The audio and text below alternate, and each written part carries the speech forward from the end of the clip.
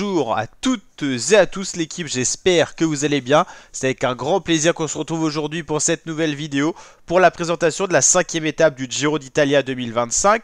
Je vous rappelle que les 3 premières étapes ont eu lieu en Albanie, c'était le triptyque en Albanie, c'était vendredi, samedi, dimanche. Lundi, c'était journée de repos et de transition. En cette étape 4, le résumé est disponible sur la chaîne, les coureurs étaient vraiment à l'extrême sud, sud-est de la partie italienne de la botte.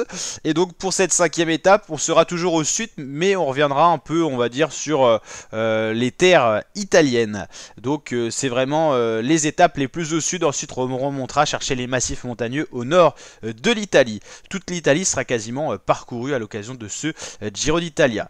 Donc étape 4, c'était un sprint massif. Le résumé est d'ailleurs disponible sur la chaîne. Et on va voir l'étape 5, une étape un peu plus vallonnée où le sprint massif n'est pas sûr à l'arrivée. Le départ sera donné dans les rues de la ville de Seglier, Messapica et la ville d'arrivée Matera, pour un total de 151 km. C'est pas une étape super longue.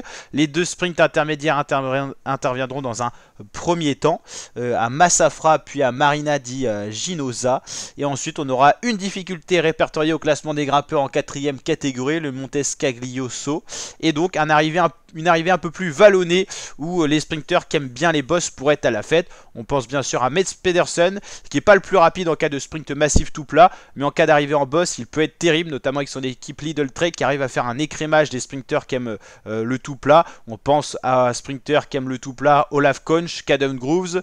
Donc voilà, donc Mats Pedersen, s'il veut avoir sa chance de briller, on l'a vu, il faut que ça soit des sprints où on arrive en petit comité. Lui qui passe bien les boss peut être là pour s'exprimer. C'est un peu le Peter Sagan de 2025 si je puis me permettre.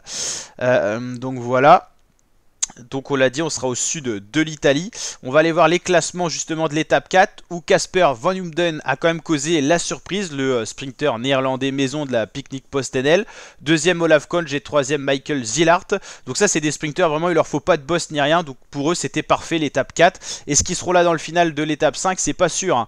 Van Humden, Konch, Zillart, Pedersen lui aime bien les boss, mais vous voyez sur un sprint vraiment en pleine plaine c'était seulement 4e et c'était pas du tout le plus rapide. Caden Grooves, l'Australien, seulement 5e, mais dans le final, on l'a vu notamment dans le replay vidéo, ça a été le plus rapide, il a juste été mal placé, et l'équipe Alpecin qui a roulé toute la journée, ils n'étaient plus présents dans le final, ils auraient bien fait de garder un poisson pilote ou encore 2-3 équipiers. Sam Bennett, pareil, lui il aime quand c'est tout plat, tout comme Paul Magnier. Quand je pense à arriver en petit comité, Corbin Strong est un peu sur le profil de Mats Pedersen. Donc voilà, Corbin Strong, Mats Pedersen aime bien quand il y a des petites bosses pour faire une sorte de décrémage. Or, Luis Olar, le Vénézuélien, seulement 17e, mais on l'avait vu pourtant top 3 et top 2 sur les sprints en boss. Donc voilà, ça nous donne un petit peu les différents profils. Et pour l'étape 5, ça sera un peu un mix des deux. C'est un peu vallonné, mais pas plus qu'en Albanie. Donc à voir ce que ça peut donner. Si on va voir un peu plus loin, la 6e étape, le parcours, pour voir un petit peu, ça sera un petit peu comme l'étape 5, mais plus plat à l'arrivée, mais il y aura des boss dans la journée. Donc voilà, intégral Giro d'Italia, c'est sur la chaîne YouTube, donc n'hésitez pas à vous abonner et à nous rejoindre pour les présentations d'étapes et les résumés vidéo. Et je vous dis à très bientôt et à demain pour le résumé complet. Ciao l'équipe.